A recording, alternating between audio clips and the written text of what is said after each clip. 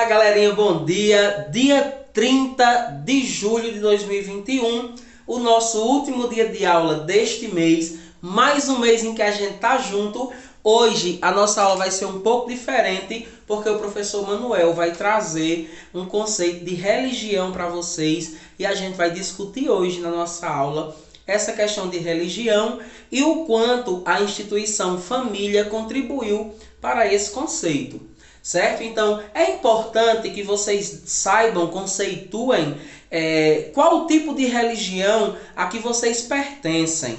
Não é? Então, hoje no Brasil nós temos um campo vasto de religiões e de religiosidade.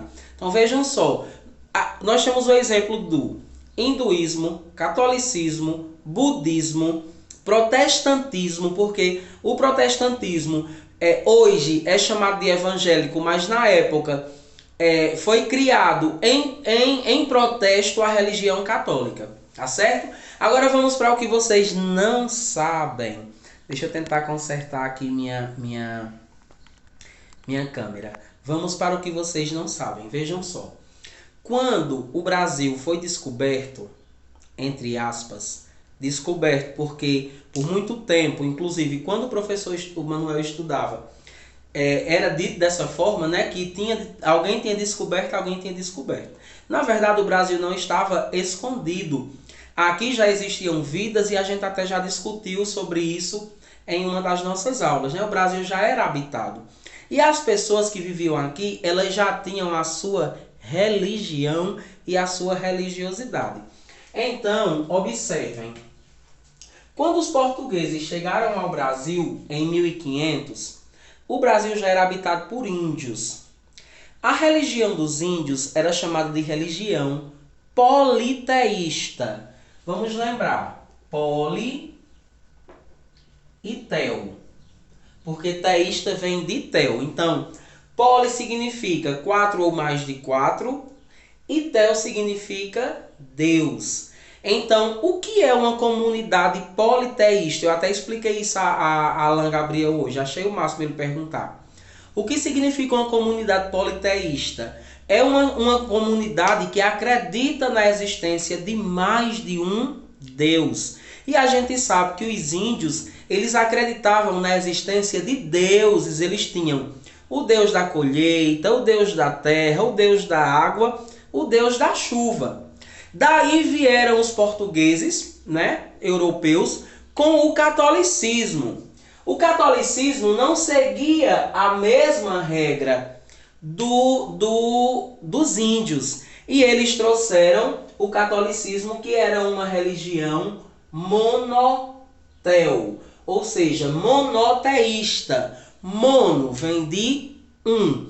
Então o catolicismo, quando chegou ao Brasil, trazido pelos jesuítas, os padres jesuítas, ele veio com o intuito de catequizar os índios, ou seja, fazer o índio deixar de acreditar nisso aqui, em muitos deuses, e passar a acreditar na existência de um único e soberano Deus. Certo? Então lembrem, politeísta, que acredita em muitos deuses. Monoteísta, que acredita na existência de um Deus. Talvez vocês não saibam, mas quando os portugueses chegaram ao Brasil, eles vieram para estraçalhar com o que a gente tinha. Para roubar mesmo, levar embora, já que aqui não tinha dono, né? Levar embora o que a gente tinha. E aí, quem era que iria levar? Né? Eram os reis? Não, que rei não pega peso, não trabalha no pesado, não é? Então eles tentaram escravizar os índios. Só que os índios eram nativos, eles eram bravos. E Portugal percebeu que não iriam conseguir escravizar as tribos indígenas, que eram muitas, muitas e muitas. Então o que Portugal fez? Foi até o continente africano e trouxe de lá, nos navios negreiros. Por quê? Professor Manuel, mas por que a palavra navio negreiro? Porque o navio vinha cheio de negros, né? Que eram tirados das suas famílias, adolescentes que estavam começando a se pôr como homem, eram tirados de lá para vir prestar serviço escravo. Então, quando esses negros chegaram ao Brasil, eles também trouxeram a sua cultura, né? A sua apropriação cultural e religiosa. E assim como os índios, os africanos também eram politeístas. Eles acreditavam na existência de deuses. Professor, mas eram os mesmos deuses dos índios? Não. Cada religião tem a sua crença. Cada religião acredita no que lhe é conveniente. Então, os índios acreditavam em Deus da terra, Deus do sol, Deus do céu, Deus da colheita. Os africanos acreditavam em Ogum, que eram os orixás, não é? Em Oxum, em Oxóssi. Então, cada segmento social desse tinha a sua própria crença. Então, por que é que hoje no Brasil, suponhamos que o Brasil, essa bolinha bem bonitinha que o professor Manuel fez, suponhamos que aqui é o Brasil, por que é que não existe uma religião predominante? Porque nós não temos uma raça, uma etnia predominante. Então, os índios tinham a sua religião, os portugueses trouxeram a sua e os africanos tinham a sua, trouxeram junto deles. Professor, mas eles trouxeram onde? Aqui. Porque quando a gente tem o pertencimento da religião e da raça, a gente leva para o lugar que a gente for. Então, os africanos também trouxeram as suas manifestações religiosas, os seus cultos de adoração, as entidades, né? Não eram uma, eram muitas, que eles acreditavam, que eles acreditam. E hoje o Brasil é um país de uma diversidade religiosa muito grande. Professor Manuel, mas dá certo? E aí, qual é a correta? O professor Manuel não pode dizer a vocês se a crença indígena é correta, se a crença católica é correta ou se a crença africana é correta. Sabe por quê? Porque cada um acredita naquilo que acha que é correto. Tá certo, minha gente? Então, para o professor Manuel, não existe religião correta. É a minha opinião. O que existe é a necessidade de respeito meu para com a sua religião. Não importa se você é evangélico, se você é católico, se você é de Umbanda, para mim não importa. O que importa é que você é ser humano. E aí a sua determinação, a sua escolha, o seu pertencimento religioso é seu, diz respeito a você. Agora, eu tenho a minha crença, né? Eu acredito de uma forma que não diz respeito a ninguém. O que eu quero é que as pessoas respeitem o meu modo de pensar. Então, é por esse motivo que não existe uma religião predominante, né? A gente recebeu um pouquinho da influência da Europa com o catolicismo, um pouquinho da influência da Umbanda ou do Candomblé, não é como as pessoas chamam, que é uma religião de matriz africana, e temos um pouco, né, da participação da cultura e religiosidade indígena. Para vocês terem ideia, algumas tribos indígenas faziam, eles não chamavam de culto, né? Mas eles faziam as suas oferendas, as suas manifestações,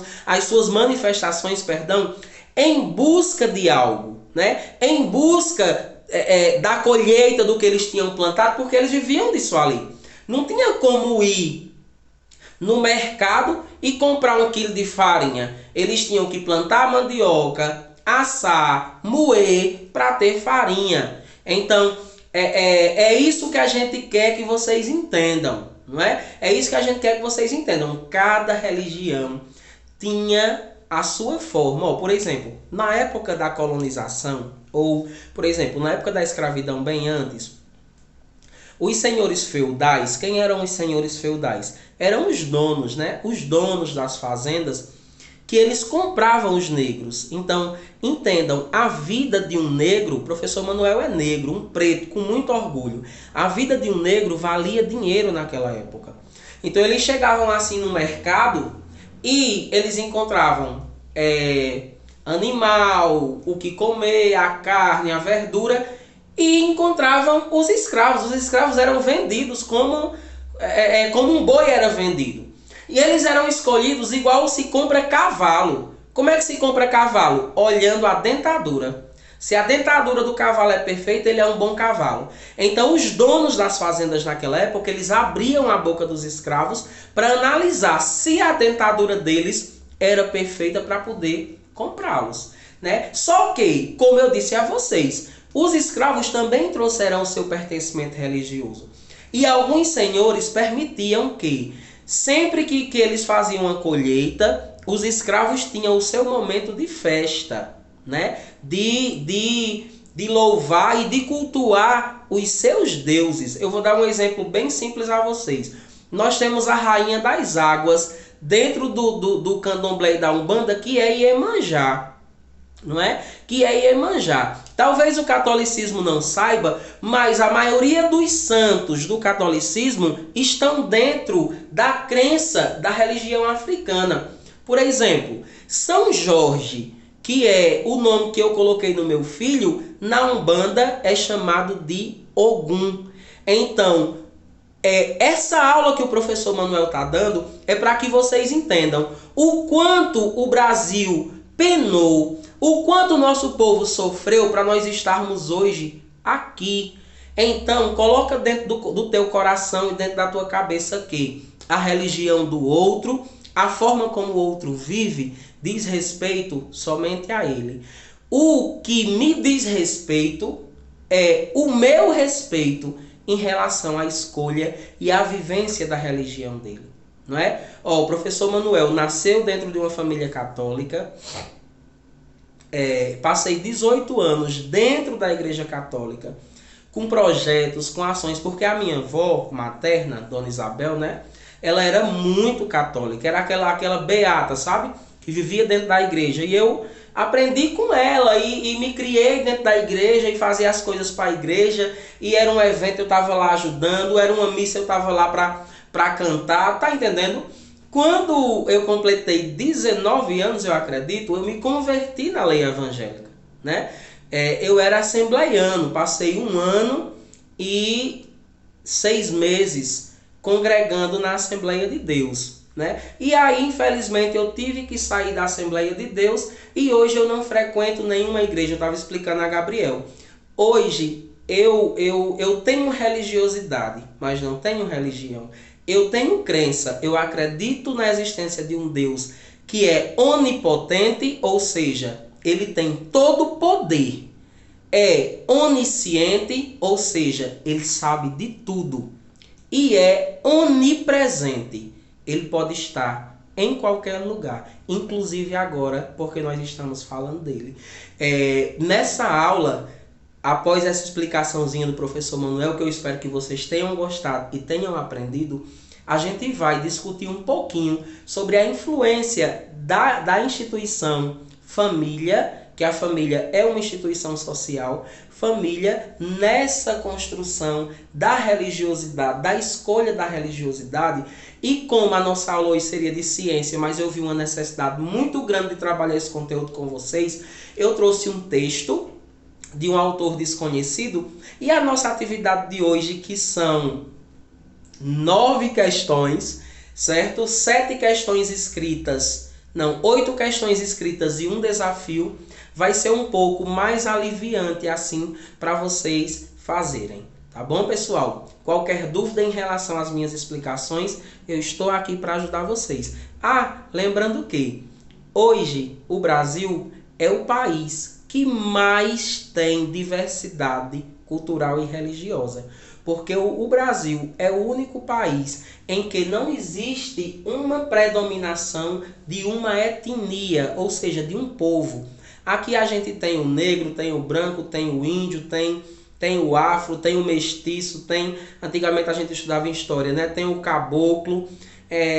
Os meus avós maternos, o meu avô materno era filho de uma índia mesmo, braba, que na época o pessoal da colonização pegou-a com cachorro, colocava cachorro na mata para pegá-los. Né? E eu vim dessa família Mas eu sei que no meu sangue não existe só sangue de índio, eu também tenho sangue de negro, né? Eu me orgulho muito disso e sou admirador das manifestações culturais de todas as religiões. Por quê? Porque eu acredito que cada religião tem e contribui um pouquinho com a vida e com o melhoramento da vida da gente, tá bom? Um cheiro e vamos para a atividade.